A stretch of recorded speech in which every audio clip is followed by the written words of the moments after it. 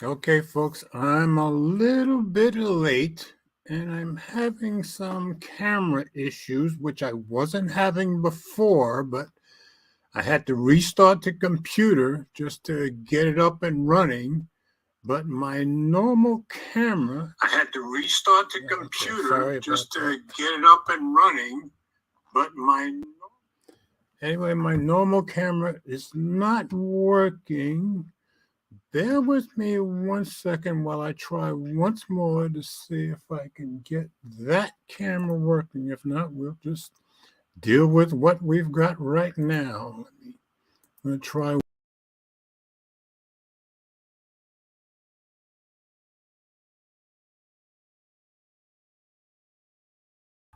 Oh, and I think, nope. Let's see.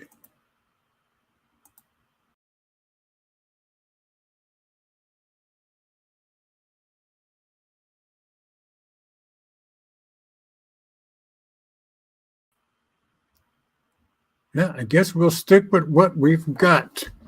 Let me know if you guys can hear me all right, at least. Yeah, I don't know what I did exactly, but something I did makes StreamYard think that the camera, my normal camera is not working. But I do have this camera working. So let me see if I can get my stories up.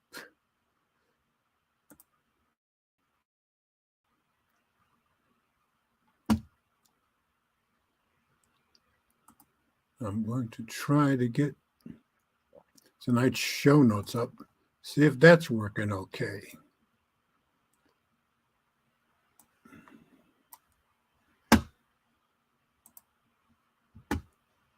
Okay, let's see if I can share screen and show you guys the notes for tonight. Yeah, I guess I can. Anyway, sorry.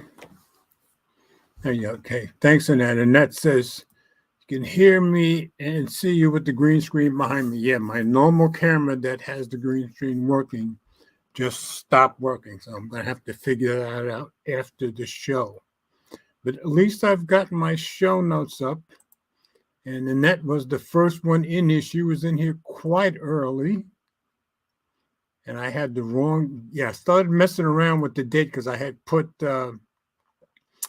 2/30 instead of March 1st. And I changed the date on YouTube.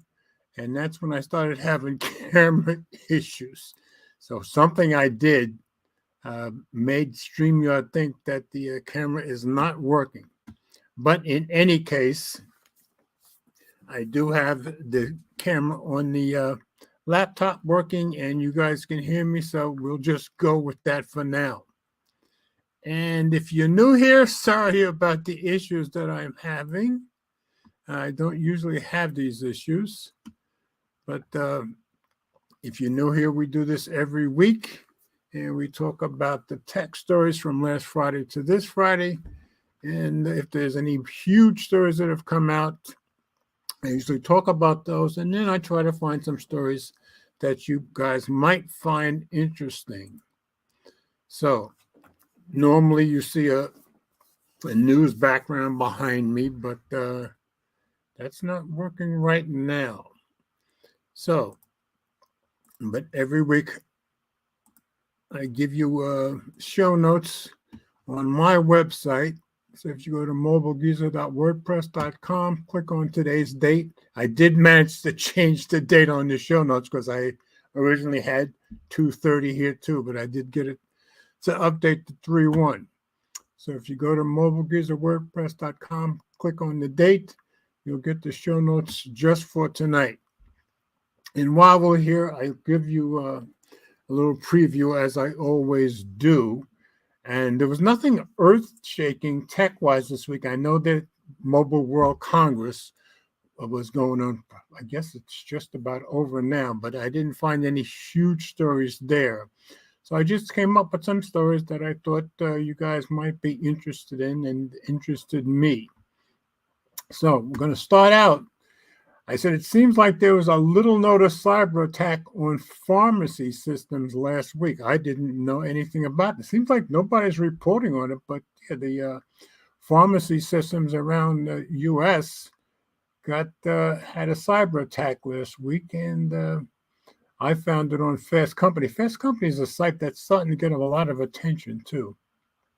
So we'll take a look at that. And then, to me, the big thing this week, the Supreme Court started looking at the Texas and Florida social media laws. And so we'll take a look at what's going on with that. That story hasn't been completely decided yet. I found that on NPR. So then we'll go over one of the big things that did come out of Mobile World Congress is the OnePlus Watch 2 is up for pre-order. I think the official date is March 4th, so Monday. No, Tuesday. But you can pre-order right now, at least in the U.S., and I guess you can, yeah, it's launched globally. So much better than their first watch, so everybody says. So we'll go over that. And I found that story on Android Authority. And then the other thing that was Samsung announced their ring at their Samsung event last month, but they showed it some more at Mobile World Congress. And as I said, Samsung envisions the Galaxy Ring to have an impact on healthcare goals. So The Verge says the kind of thing is going to be somewhat of a big deal. And then I found a story. I said, is a U.S.-based chip equipment manufacturer circumventing the Chinese blacklist because there are a bunch of Chinese companies that are on the blacklist that are not allowed to do business with American-made companies. But this chip equipment manufacturer seems like they might be going around it and doing business with them. So we'll see about that. And last, I said, is NVIDIA trying to intimidate customers not to use competitors? So NVIDIA is trying to be a bit of a bully. So we'll go over that story. So nothing else new in the comments. And like I said, sorry about the issues we're having, but at least we can go over the stories. And if Ted or Will comes in, I'll certainly let you guys know, but I haven't spoken to either one or had any interaction with either one. So we'll start with the United Healthcare. The attack was basically on United Healthcare System. So let's go to Fast Company and we'll see what it's all about. The Change Healthcare, that's United Healthcare's company that was attacked. The Change Healthcare cyber attack is still impacting pharmacies. I guess this started last week. It's a bigger deal than you think. More than 100 health-related services were impacted by the attack, and there's still no word on when things will be back to normal. And that was by Tracy Brown from 4 days ago. So let's put this into reader view if we can. Okay, and get rid of some of those commercials. Pharmacies across the United States are still grappling with substantial disruptions following a cyber attack on United Health's technology unit, Change Healthcare, as reported by multiple pharmacy chains through official statements and on various social media platforms. I heard nothing about this. My guess is you probably didn't either. The attack led to a nationwide outage of a network designed to communicate data between healthcare providers and insurance companies. So it would have been a big deal for the healthcare providers.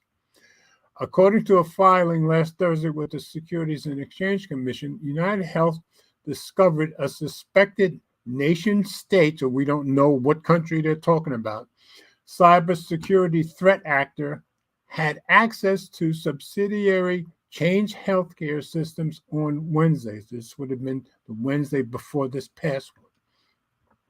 The healthcare technology company, a part of Optum and owned by United Health Group, shared in a statement on its website on Monday that it had taken immediate action to disconnect Change Healthcare systems to prevent further impacting the interest of protecting our partners and patients. It further listed more than 100 Change Healthcare services that were impacted by the attack, including benefits verification, claim submission, and prior authorization. So this would have been really disrupted them quite a bit. In an email to Fast Company, that's whose site the story is on, Change Healthcare provided this update. Since identifying the cyber incident, we have worked closely with customers and clients to ensure people have access to the medications and the care they need. Yeah, that's kind of important. We also continue to work closely with law enforcement and a number of third parties, including Mandiant and Palo Alto networks, on this attack against Change Healthcare systems. We appreciate the partnership and hard work of all our relevant stakeholders to ensure providers and pharmacists have effective workarounds to serve their patients as systems are restored to normal.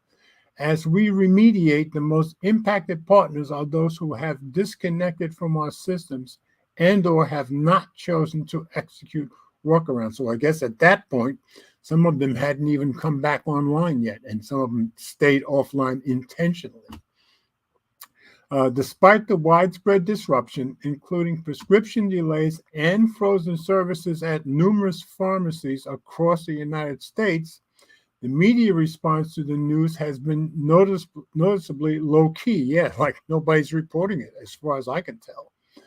As one contributor to a cybersecurity-focused Reddit forum posed, I get that it will take some time before this gets to a critical mass of impacting the general public. Also, I suspect the impacted age group so far is skewed above the social media age. In other words, mostly old folks like me. Still, it seems like a big story of a single point of failure, regardless of what the root cause ends up being.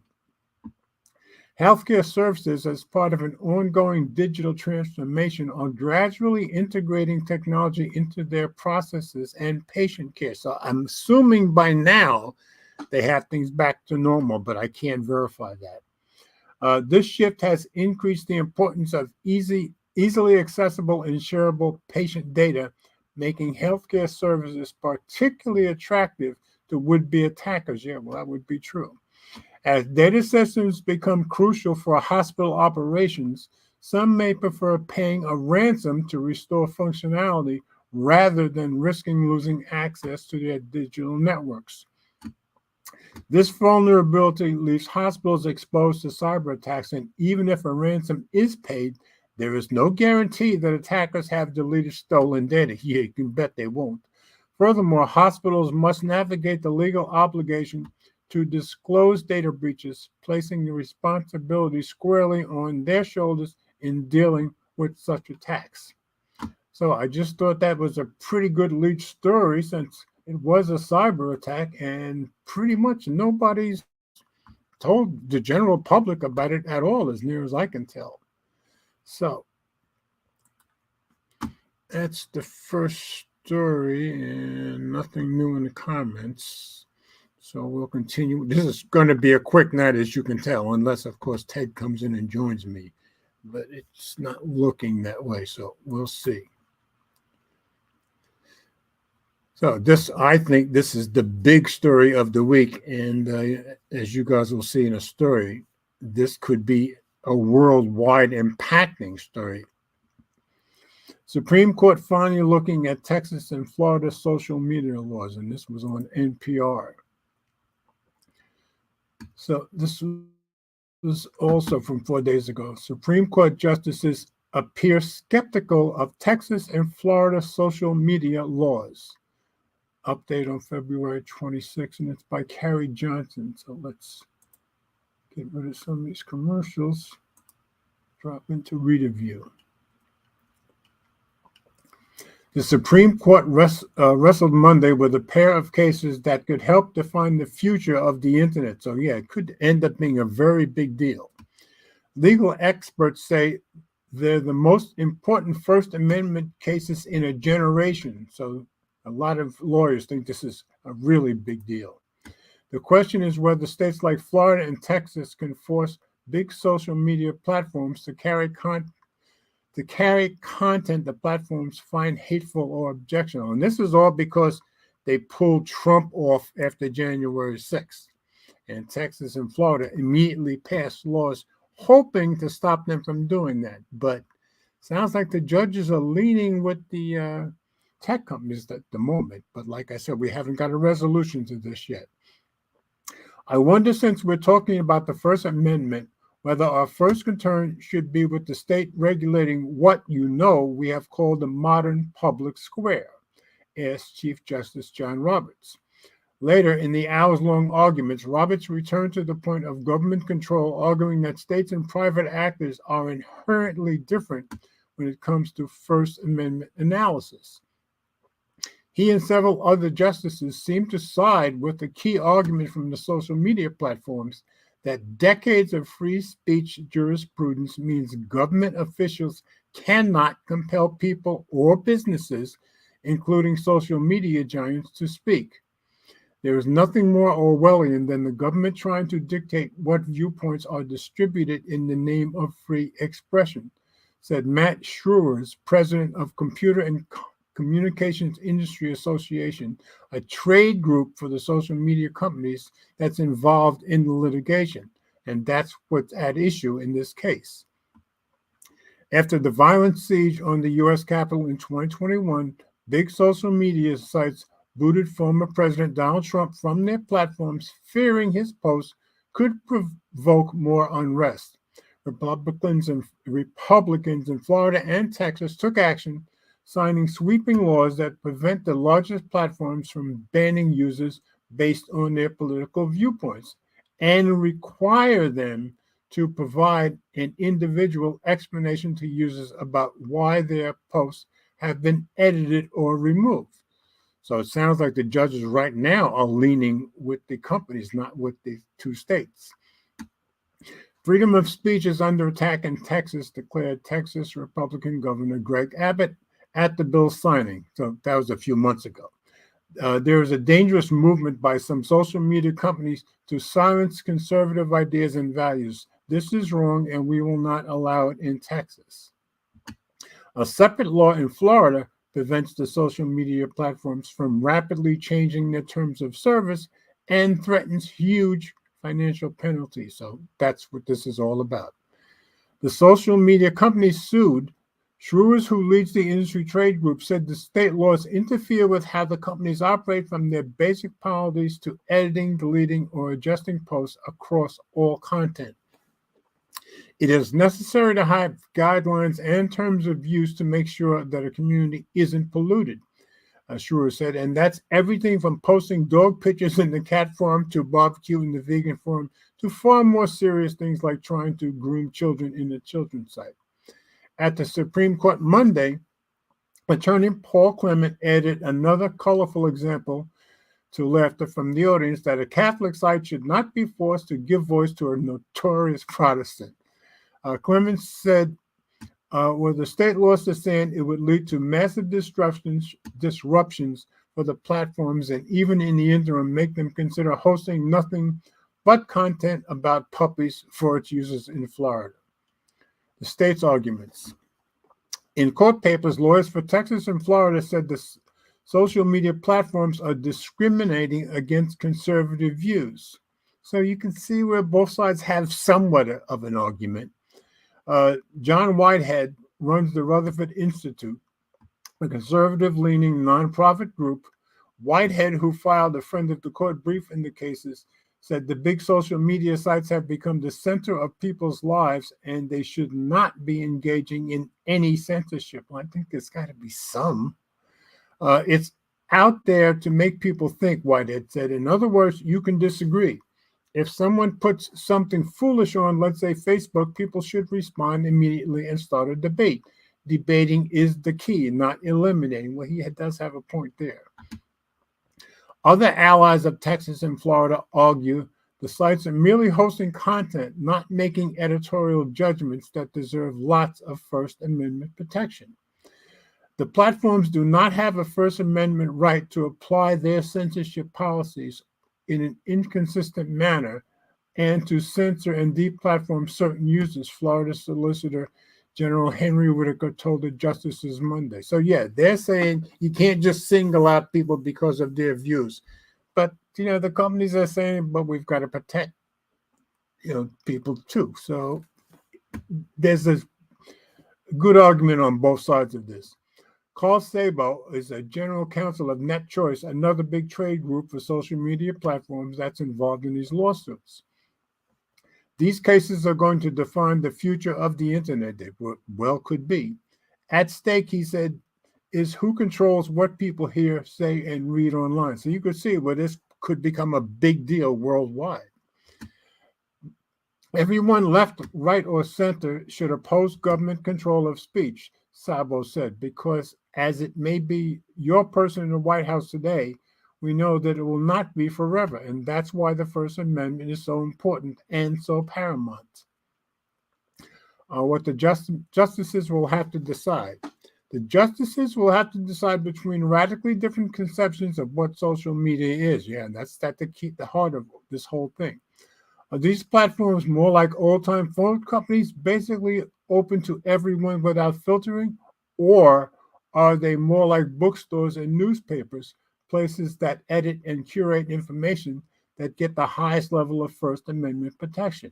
And that argument has been going on for a long time. The social media giants are relying in part on a 1974 Supreme Court case, Miami Herald versus Tornillo. Florida tried to force a newspaper to carry op-eds it didn't want to publish. The High Court sided with the Herald back then. Today, the social media site said Florida is trying to make the big social media platforms print every single letter to the editor. Yeah, I can see the point. Users don't want that, and neither do advertisers, they said. Justice Samuel Alito seemed to wrestle with those precedents, saying modern social media doesn't quite fit either mold. And that's the problem. It's somewhere in between the two. The justices also struggled with the broad sweep of Florida's law, wondering if sites like Uber, Etsy, and Vimeo might be covered under its provisions and how that might change the free speech analysis in front of them. Solicitor General Elizabeth Prelogar advised the justices to rule narrowly, focusing only on the biggest social media sites and how they are burdened by the Florida and Texas laws, and to leave those thorny issues about other platforms for another case and another day.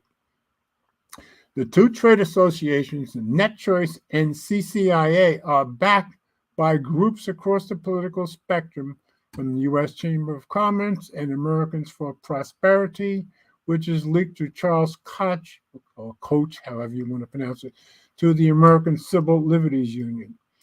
A bipartisan group of national security experts weighed in too. Rupa, this is a good one, Bhattacharya is a former Justice Department lawyer and special master for the September 11 Victim Compensation Fund.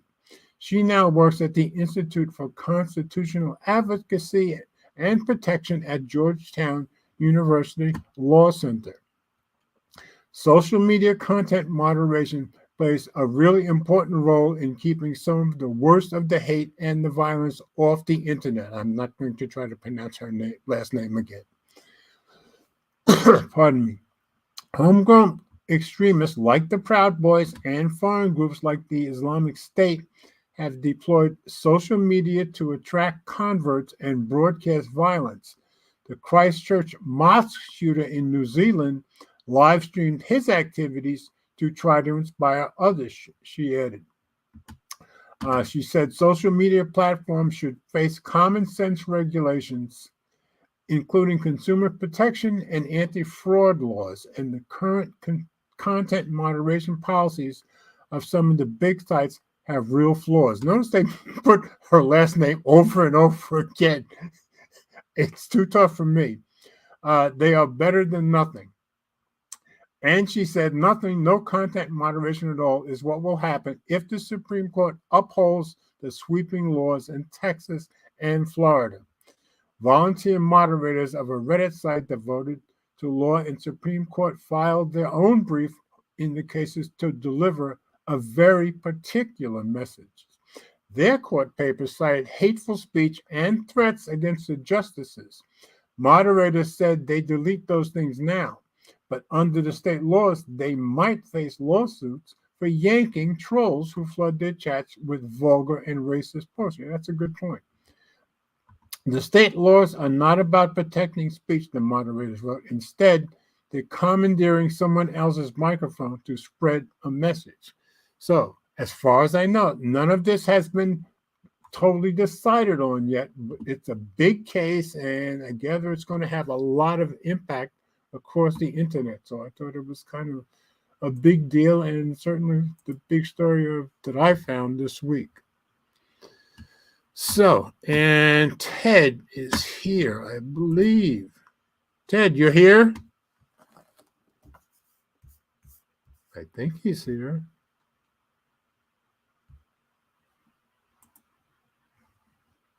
There's Ted. I can see Ted. Can you see Ted? Let me give it a stop screen. There you are. Can you hear me okay? Evening, folks. Okay. Notice my, I could not get my main camera working today. What happened was I put the site up and I had put 2:30 instead of March 1st, and the net noticed it when I put it up. So I got on YouTube and I was able to change it to March 1st. But as soon as I did something that messed up the camera to StreamYard. So I stopped using my regular camera and I'm just using my laptop camera right now. But at least I was able to get back in and get the stories up. But I was 5 minutes late. This is your laptop camera? The Windows one? That's pretty impressive. Yeah, that's my laptop camera. Yep. So, wait a minute. My hat's crooked. Okay. So, how's everything with you? It's been a week. Oh, so tell us about the cameras. Which camera did you decide to keep and all that good stuff? Well, I just I confirmed my pre-order, so they confirmed my order for the new one. Well, it looks like I'm gonna keep this one, the devil that I have right here, this new one. That I already got. So you're not going to keep the new version? No, I'm keeping it. Oh, you are keeping it. I think I'm gonna keep it. So you're going to keep both?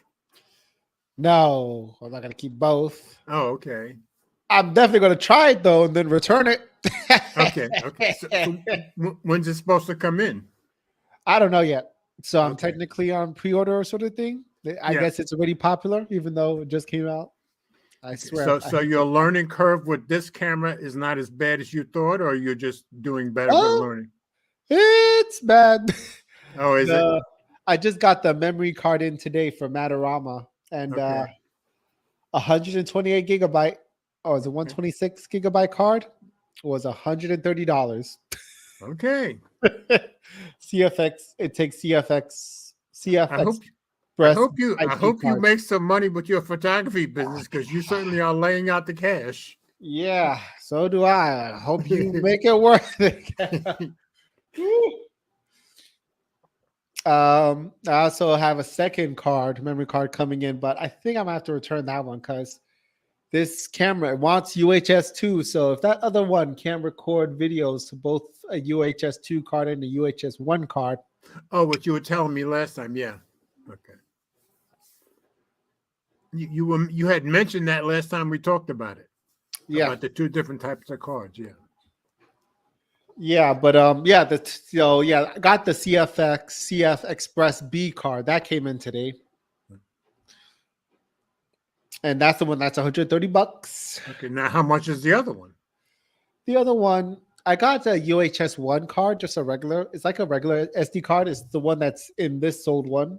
Okay, but it's a UHS 1 card, so it's a slower card. So okay.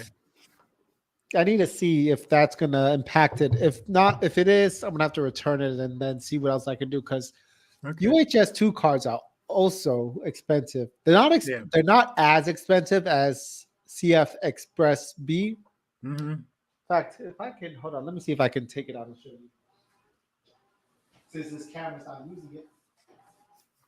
So any of you that don't know any more about cameras than I do, we all get educated when Ted starts teaching us about this stuff. All right. Yep, it's not using it, so I could take it out.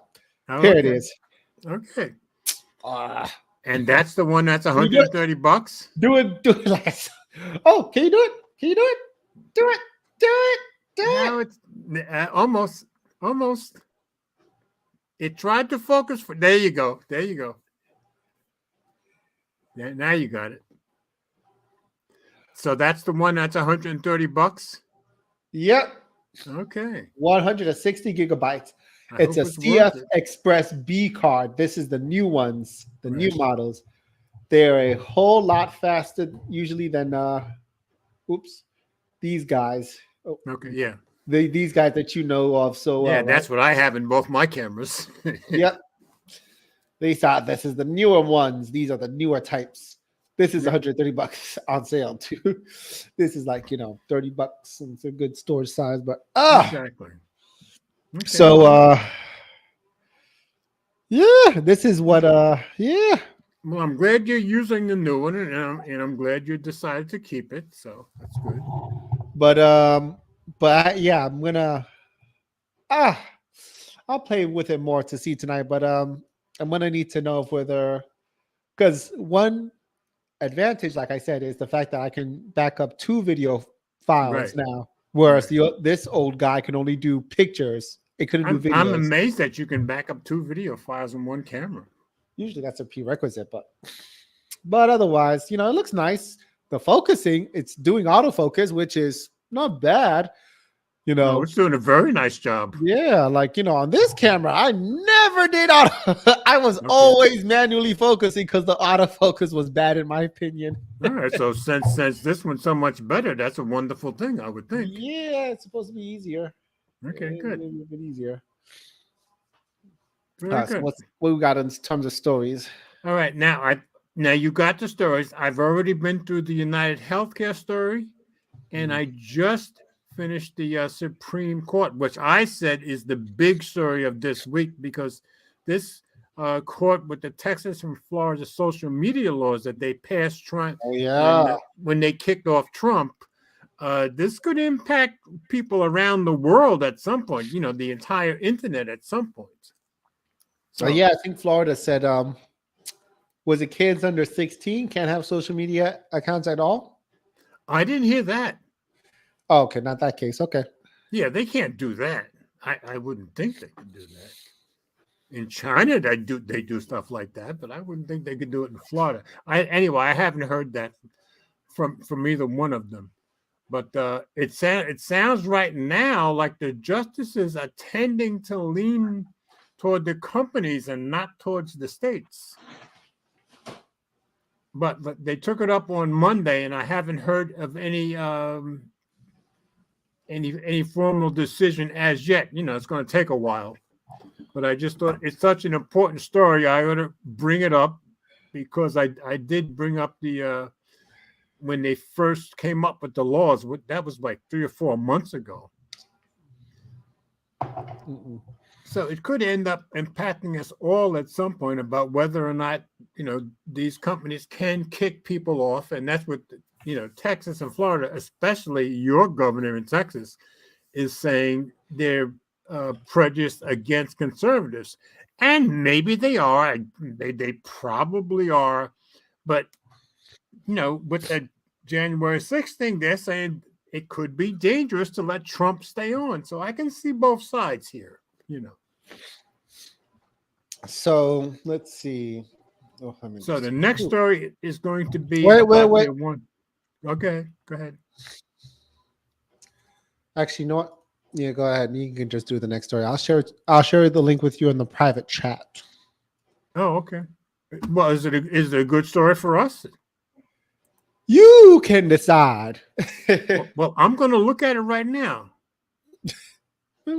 Oh, I haven't seen you're talking about. Yeah, let's do that story right now. Right now. Yeah. Wait, let me get it over where I can put it on screen. Where did I put you? Oh, I dragged you over to the other screen too, not meaning to. Wait a minute. And of course, my mouse is acting up. I'm having all kinds of issues tonight. Okay. Okay. I'm going to let you take this story. So let me share screen and get that up there. Okay. Yeah, this is a good story you found. So whenever you're ready, you go ahead. So, Florida House passes legislation that would prohibit. Excuse me for a second. Somebody's car is I okay. hear it. Just stopped as soon as Okay, I was about stop. to do so. They Okay. know. Will prohibit kids under 16 from having certain social media accounts. I don't see how they can do that, but okay.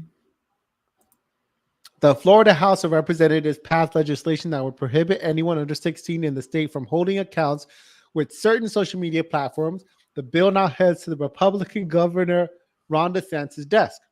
On Thursday, the House passed House Bill 1 in a vote of 108 to 7, according to online records.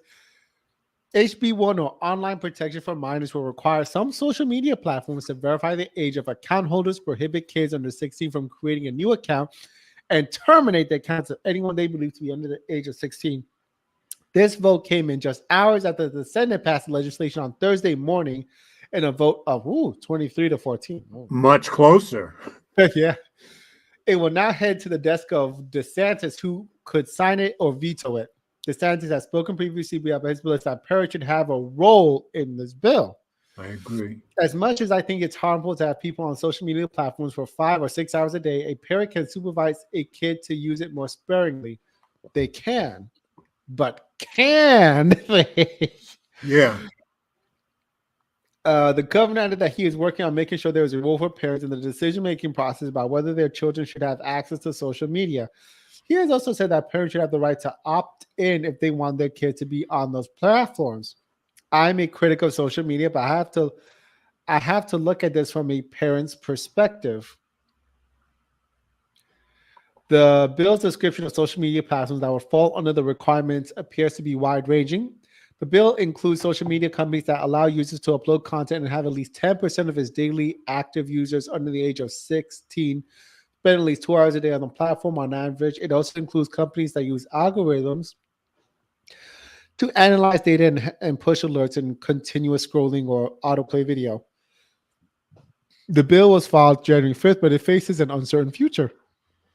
A federal judge earlier this month temporarily blocked a similar Ohio law that sought to regulate kids' access to social media platforms, saying that the law is likely unconstitutional.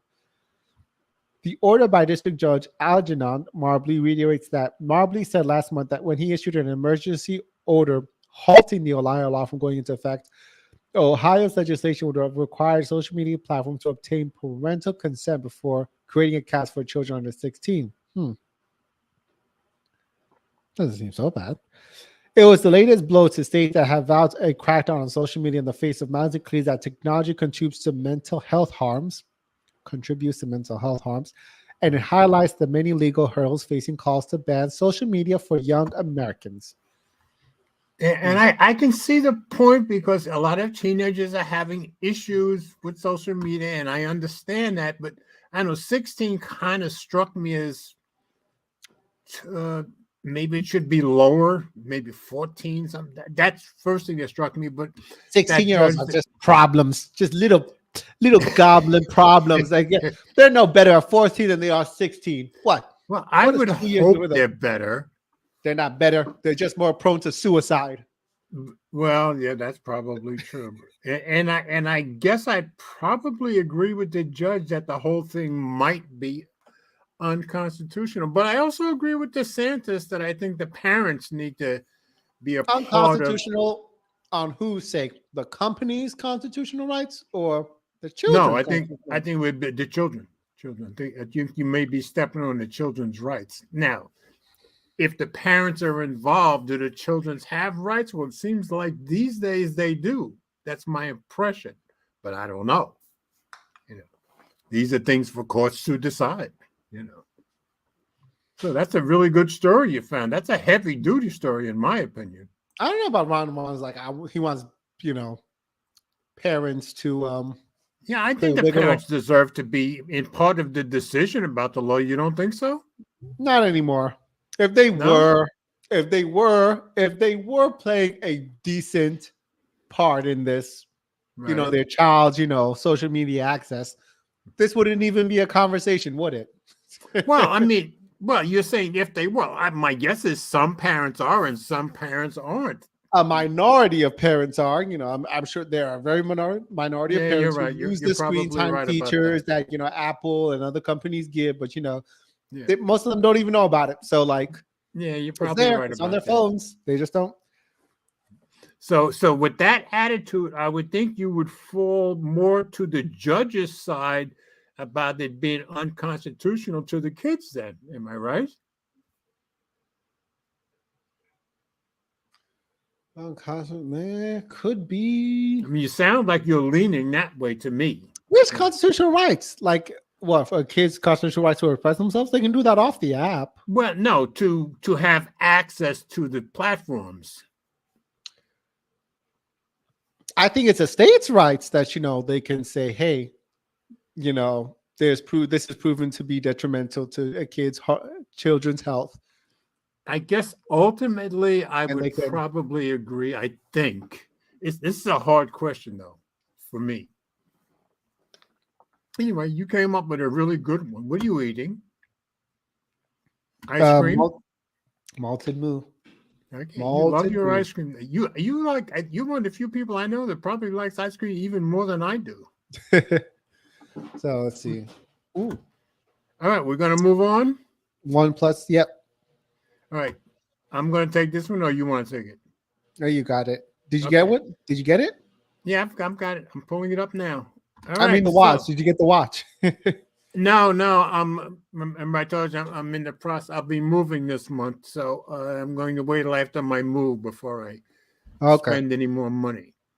All right, I'm going to share screen here. And back to our stories. This, to me, was one of the big stories that did come out of MWC this week. OnePlus Watch 2 launched globally, a Wear OS smartwatch with over 2-day battery life. That's pretty terrific, I think. The OnePlus Watch 2 comes with a unique dual architecture system. Yeah, it does. That runs Wear OS and RTOS side by side. RTOS was in their first watch, but they didn't have Wear OS in their first watch, and they took an awful lot of heat, as far as I remember, for their first watch. Seems like people are thinking this is a much better offering. So we're going to take it into reader view, get rid of some of these ads. Okay, OnePlus entered the smartwatch space with the first gen OnePlus Watch, but the company oversold the smartwatch. Yeah, I get that people went crazy about it, as the first gen device ran on a simpler RTOS platform without an app store. 3 years later, the company is back with a true smartwatch with Wear OS, but surprisingly, it isn't letting go of RTOS either. Yeah, that is surprising. This is the OnePlus Watch 2, and its unique dual architecture setup and massive battery help it become the ultra smartwatch on the Wear OS side of things. The highlight of the OnePlus Watch 2 is certainly its dual engine architecture. It comes with the Qualcomm Snapdragon W5 Gen 1 chip alongside a BES 2700 coprocessor. That's the RTOS side. The Snapdragon powers Wear OS 4 on the watch, while the coprocessor handles RTOS functionality in power saving mode. Oh, so that's in power saving mode. You can run this watch in smart mode with full Wear OS features and all smartwatch functions, or run it in a power saving mode where it works like an RTOS fitness tracker. Okay, that's the difference. With access to health tracking functions and your phone's notifications, but no Wear OS app functionality. Well, that's pretty cool, as long as they both work well. OnePlus went even crazier, packing this large 47 millimeter diameter smartwatch with a 500 milliamp battery. In smart mode, you can get up to 100 hours of battery. That's good. Or over 48 hours with heavy usage and all features enabled. That's pretty good with heavy usage and all features. That is You, true. Yeah. yeah, that's good. You can also get over 12 days of battery life in power saving mode with the RTOS. So if you kept that RTOS on for 12 consistently, I guess you'd get 12 days. But my guess is not many people are going to keep using that because that was like the first generation watch and people didn't seem to like it. But it's nice to have. As we note in our OnePlus Watch 2 review, the watch lasted us 53 hours on a single charge. That's pretty good in smart mode with the always-on display and all advanced health features enabled and many workouts packed in. So when they say over 48 hours with heavy usage and all features enabled, well, yes, so they're right because they got 53 hours with all of that, with everything on and many workouts. So that's pretty good, I think. If you run out of juice, you can change the smartwatch to 100% and charge the smartwatch to 100% in 60 minutes. Love OnePlus for that. With 7.5 VOOC fast charging. The watch charges through a magnetic cradle, and unlike many other smartwatches, the cradle plugs into a standard USB-C port. That's unusual. So you can continue using the cable you use with your USB-C smartphone. Other highlight specifications of the OnePlus Watch 2 include a 1.43-inch AMOLED display, resolution of 466 by 466 pixels, and a 2.5D sapphire crystal cover. 2 gigabytes of RAM with 32 gigabytes of internal storage. That's pretty good. A stainless steel case that supports 22 straps. Good. I like the 22 straps better because they're more standard, much easier to change. Dual frequency GPS, IP68 water and dust resistance, and more. The OnePlus Watch also supports tracking for over 100 sports and can track health stats like sleep, stress levels, blood oxygen, and more. So after that, they give you the whole breakdown of all the features in the watch, which I'm not going to give you all of that. Since it is a Wear OS smartwatch, the OnePlus Watch 2 remains compatible with all Android smartphones. You will need to use the O Health app to connect your phone to your watch. However, like other Wear OS smartwatches, the OnePlus Watch 2 is not compatible with iPhones and iOS. None of them are. Pricing and availability. Watch 2 will be available globally in radiant steel or black steel colors. You can buy it in the US for $299.99. And you can pretty much count on the fact I will pick it up at some point. I just want to wait till after my move. Pre-orders begin today. This was 2 days ago, I think. Starting with open sales starting March 4th, 2024 for the OnePlus.com and March 11th, 2024 for Amazon. Oh, March 11th. So next Tuesday for the OnePlus.com and then a week later for Amazon. For offers, you can trade in any watch. Now, get this. I went and checked this too, and it's true. In any condition when buying from OnePlus.com for a $50 discount up until the end of March. And I did check that out today, and that's true. You can club the Watch 2 with a OnePlus smartphone purchase and get some more discount with $200 off the OnePlus 12 and $100 off the purchase of the OnePlus 12R and OnePlus Open. So they're keeping it up with the good deals. The OnePlus Watch 2 is the company's second generation smartwatch and the first OnePlus wearable to feature the Wear OS platform, adding considerably more smart features, including access to the Google Play Store. It also features a dual engine architecture, and we already read about that, with two chipsets working concurrently to deliver multi-day battery life. Watch 2 will also be available for 329 euros in Europe and 299 pounds in the UK, and I guess 224,999 in India. So sounds like a pretty good deal today, and I'm pretty sure maybe next month or so I'll probably end up getting it. Sounds like a pretty good watch to me. What do you think, Ted? Does not look pretty though. It does or doesn't, you said? It does look pretty. It does. Yeah, I like how it looks, and it sounds like it's going to last a long time, which is great, especially with everything functioning. I think that's great that they lasted 53 hours. So that's really very, very cool. Okay, nothing new in the comments.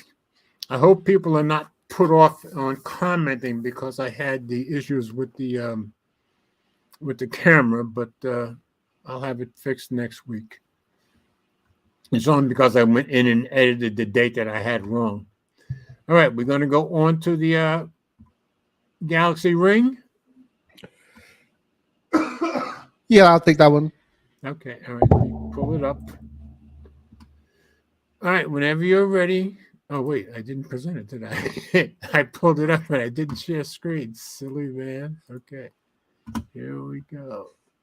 All right, there it is, whenever you're ready. All right, just a moment. All right, this one was on The Verge.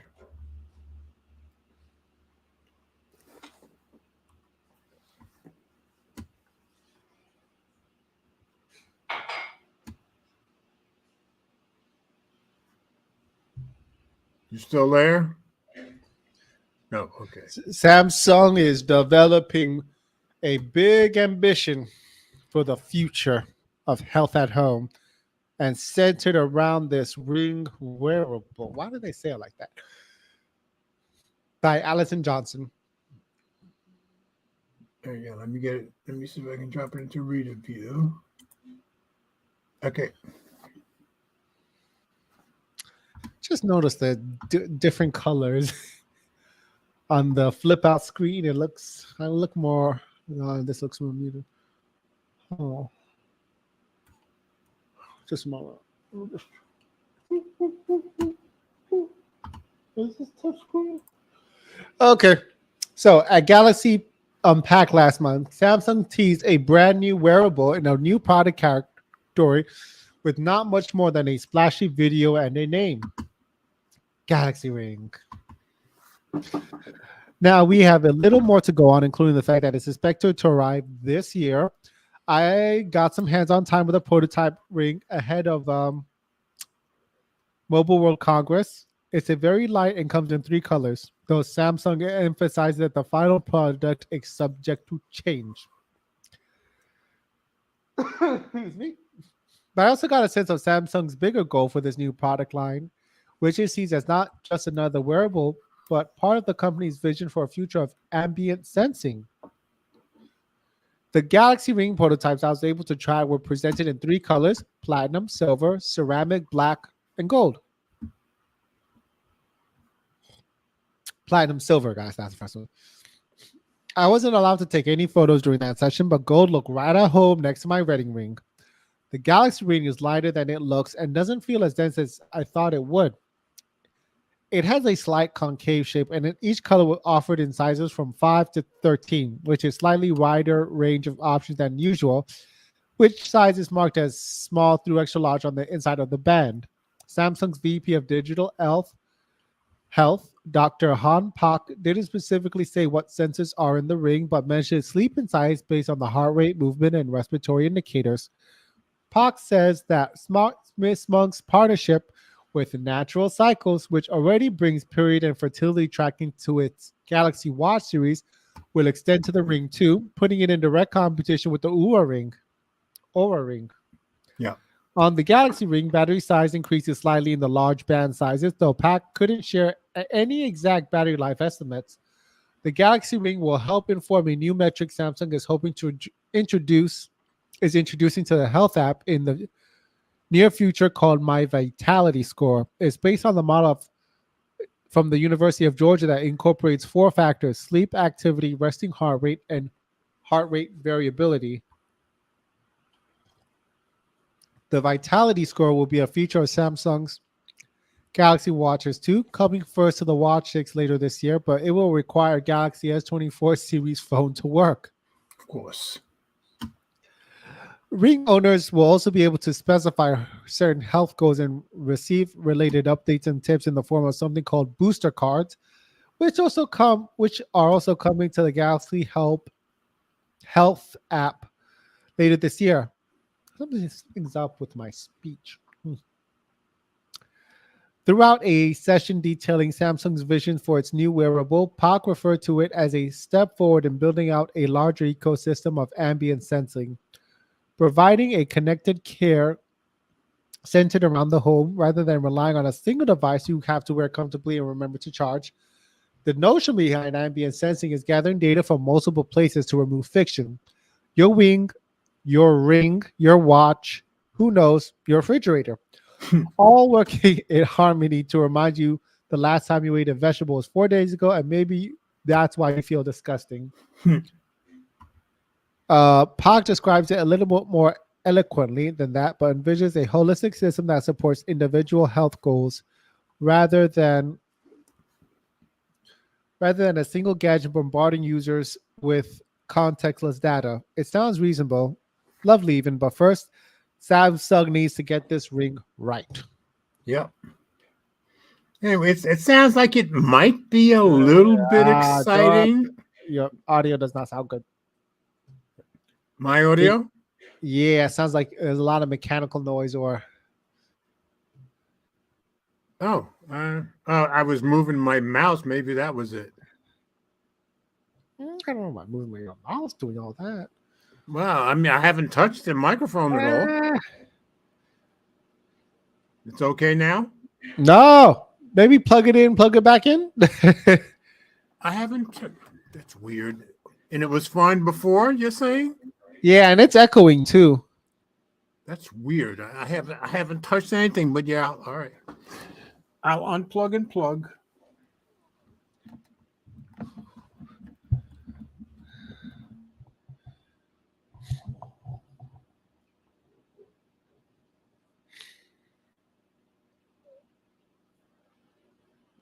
Just remember you. I unplugged and I plugged. Can you hear it now? No. No better? Nope. All right, then I'll switch to the other mic, I believe. Let's see. What is any difference now? I think I switched mics. Did I? What does StreamYard say? Which mic you're using? Oh, now? Yeah. Let's see. Yeah, I got to switch back to the Yeti. Right, now it should sound different at least. Better? There is a difference. Okay. I wouldn't say it's better though. Maybe we can push forward. Maybe the audience, the audio will be all right for the audience. Yeah, Elma said she didn't hear an echo. Yeah, I don't see how it could because I changed nothing. Annette is got to leave anyway. All right, Annette, glad you got here so early. Sorry about my tech issues, but at least we got stories in and we got Ted here. Thanks, as always, for coming in. Really appreciate it. And Elma, thanks for letting us know that you didn't hear an echo. So, Ted, that might have been just on your side, as far as I can tell. All right. I'm going to try to go back to the original mic.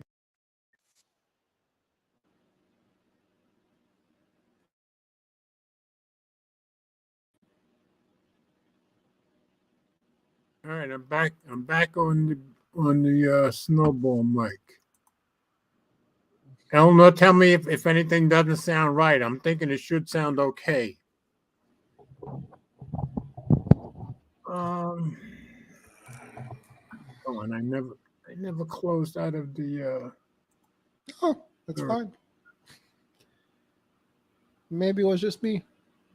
I'm thinking it might have been just at your end, yeah, because Eleanor would have told me and Eleanor has very sensitive ears, so I'm thinking if something changed, she would have told me quick. All right, let's go on to the next story. Anyway, I'm glad you came in because it was going to be a real short night with just me, especially with me having tech issues. It seems like mostly things have calmed down except for me messing up the other camera, but I'll get that straight next week. All right, this one I just found it to be an interesting story. I said, is a US based chip equipment manufacturer circumventing the Chinese blacklist? Because there are certain Chinese companies that are on our blacklist that US companies are not allowed to do business with, and they think they might be going around that. So we'll take a look at Tom's Hardware and see. So, largest chip toolmaker receives multiple subpoenas from U.S. government over China shipments. Applied Materials under the government's microscope. So, Applied Materials, I gather, is the largest tool maker for chip stuff in this country. U.S. government gets serious over shipments to Chinese chip makers, and this was by Anton Shiloff, published 2 days ago. So, let me put it into reader view, get rid of some of these ads. Okay. Applied Materials, the largest producer of chip making equipment in the U.S., said in a filing with the U.S. Securities and Exchange Commission that it had received multiple subpoenas from various government agencies over shipments of its products to certain customers in China. At least one subpoena could be related to shipments to SMIC, a major China-based foundry that is blacklisted by the U.S. government. Yes, and I've heard of SMIC before. I think they're the biggest in China. We have received multiple subpoenas from government authorities requesting information relating to certain China customer shipments, the filing by Applied Materials reads. In August 2022 and February 2024, we received subpoenas from the U.S. Attorney's Office for the District of Massachusetts. In November 2023, we received a subpoena from the U.S. Commerce Department's Bureau of Industry and Security. And in February 2024, we received a subpoena from the U.S. Securities and Exchange Commission. So they've had 4 subpoenas from 3 different government entities. Wow. We are cooperating fully with the government in these matters. These matters are subject to uncertainties, and we cannot predict the outcome nor reasonably estimate a range of loss or penalties, if any, relating to these matters. Now, just from my personal observation, if you've had 3 different government agencies hit you with 4 different subpoenas, I'm pretty suspicious that you're doing something you got no business doing, but can't convict them without proof. It just sounds awfully suspicious that many government agencies jump down your throat over a year and a half, especially 3 of them in the last 3 months. At least one U.S. Justice Department investigation is focused on allegations that Applied Materials circumvented necessary U.S. export licenses. Now get this, by routing some of its tools valued in the hundreds of millions of dollars to SMIC through South Korea. So yeah, if they're sending to South Korea and then it's ending up at SMIC in China, not good. The shipment was allegedly made following the U.S. Customs Department's decision to place SMIC on its entity list in December 2020. So it's been a while, due to national security concerns. The specific WFE types and the exact timing of these shipments to SMIC remain undisclosed at this point. And that's what I was thinking. Maybe they had sent it to South Korea and into China before it kicked in. But back December 2020, I doubt that. Back in October 2022, Applied Materials confirmed receiving a subpoena from the Massachusetts U.S. Attorney's Office, which requested details regarding its shipments to certain customers in China. They didn't tell us who, though. Since then, the company received several more subpoenas as various government agencies are looking to Applied Materials business with Chinese entities. In October 2023, the U.S. government, citing national security, introduced stringent export controls on shipments of high-performance processors and cutting-edge semiconductor manufacturing equipment to China. So part of this is fairly new in October 2023. So maybe they were okay up to that point. We don't know. Specifically, manufacturers of U.S. fab tools are required to obtain a license to export equipment capable of producing FinFET logic chips with 14 nanometer, 16 nanometer technology or more advanced to Chinese firms.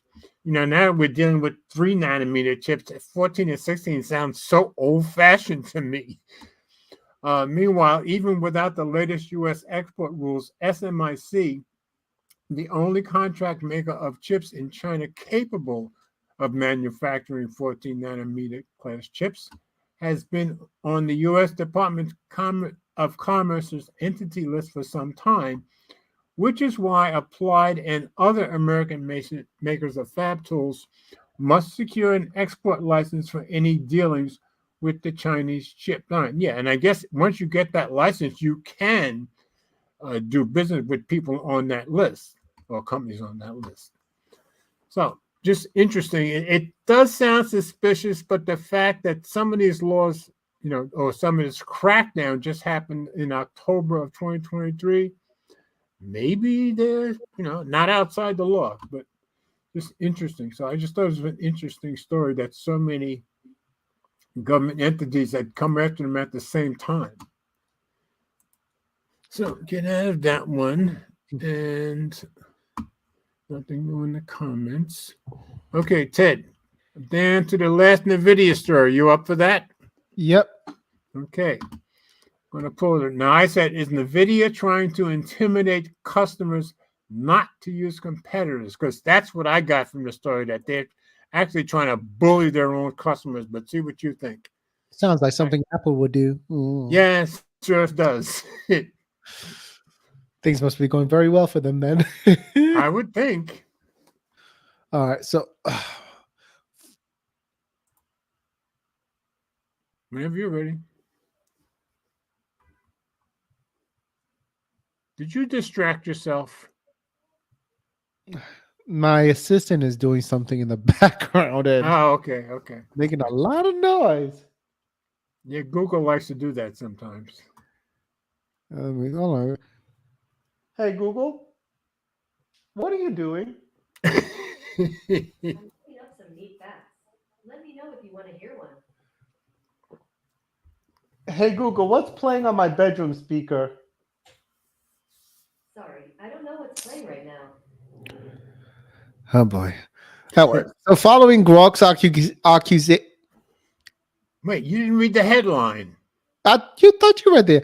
Former AMD GPU head accuses NVIDIA of being a GPU cartel in response to reports of retaliatory shipment delays. Sounds like mafia, doesn't it? Yeah. Following Grok's accusation that NVIDIA is delaying AI GPU orders for companies working with other suppliers of data center processors for AI applications, Scott Herkelman, a former vice president at AMD, said that. What happened? Yeah. Sorry, hold on a moment. I have to go check this thing out. Oh, it's you. Your assistant's acting up still? Yep.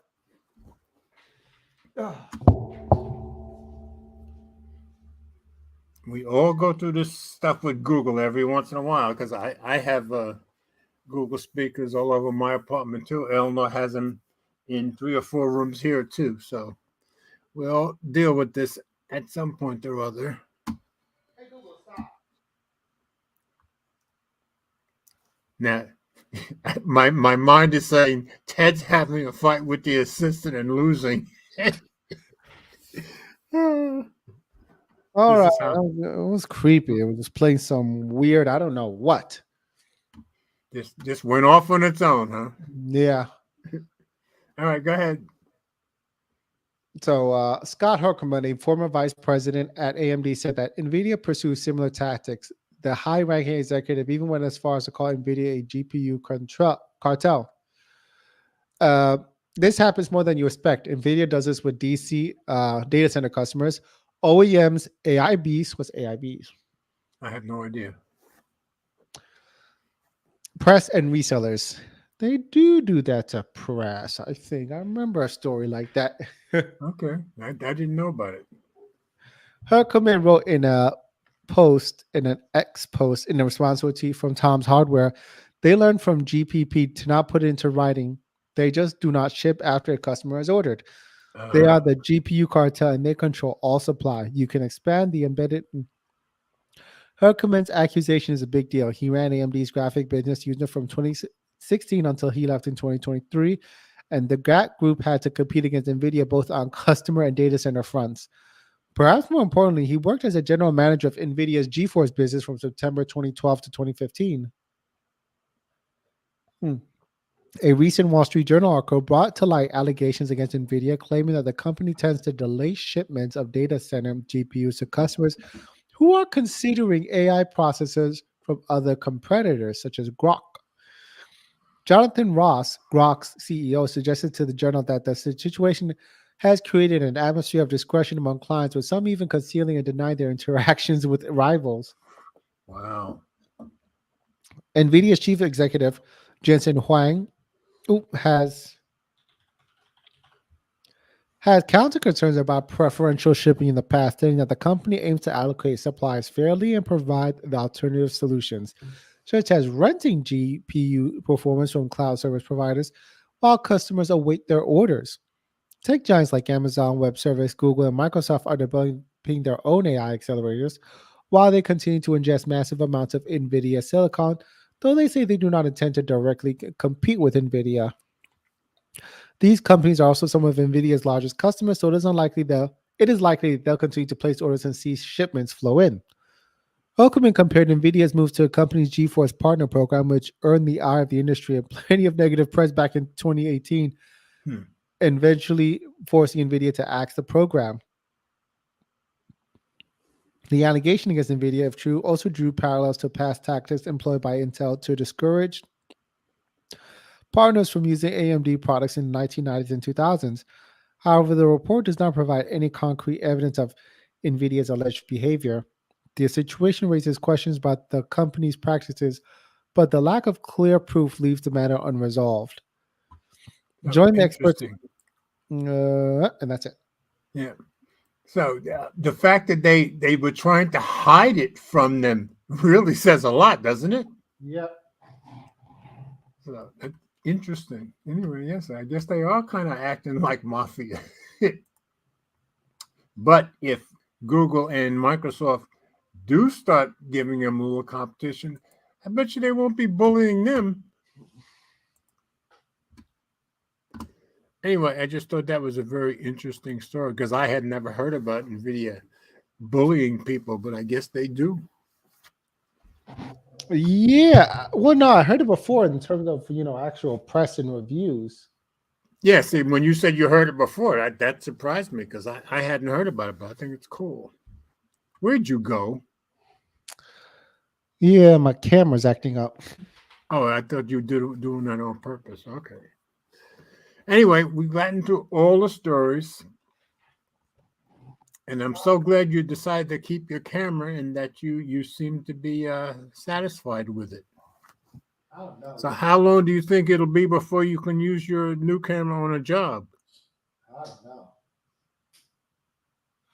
No, sounds like you're away from the mic again. Yeah, I don't know. Oh, okay. Ooh, finally. All right, folks. So that's the show for tonight, and I'm very happy that Ted came in. Sorry that I started a few minutes late and that I had my camera issues, but of course it was my fault for putting the wrong date up initially, and then I went into YouTube and changed it after I already had it up on YouTube, and somehow that caused StreamYard to not like what was happening with the camera. But I'm glad I used the camera on my laptop. And when somebody like Ted says the camera's pretty good, I got to believe the camera must be pretty good. So, It is. It is pretty good. good. So, as usual, very, very grateful when Ted comes in. And let's all pray that Ted learns his camera quickly and well, and that he ends up making money, because he's certainly spending the money to give his business some quality products. Yeah. I don't know. This is the first lockup. Lockup is when a camera freezes. So the only way to get it out of a lockup is to like take out the battery, and that's what I had to do to get it working again because it froze for whatever reason. Well, it did freeze. I didn't mention it to you, but when you first started, I think it froze like twice, but it came right back, so I didn't mention it. Yeah, it locked up again, and I had to like take out the battery, but that didn't work, and I remembered I had to take out the cable because but the biggest, I think one of the biggest upgrades is a USB-C port, and it's able to charge via the USB-C port. That's great. That's cool. Run off power. Yeah, it's pretty great. I don't know.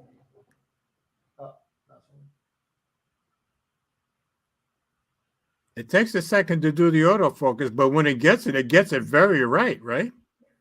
Yeah. Well, no, there's an autofocus box, so when I leave it, it loses the focus. Okay, I got you. It comes back, okay. yeah. So I'm just playing with that right now. Let's see if I can regain that. So he's using us to mess with his own camera. All right, let me let you guys go. All right, guys. Thanks for coming in. Have a good night. Thanks for sticking with us, especially to Eleanor and Annette. Even though Annette did have to go, she was in early and stayed a long time. And hopefully next week I won't have the issues, and I'll put the right date in to start out with. So you guys have a very blessed weekend, and let's always remember we all do better when we love each other. Right.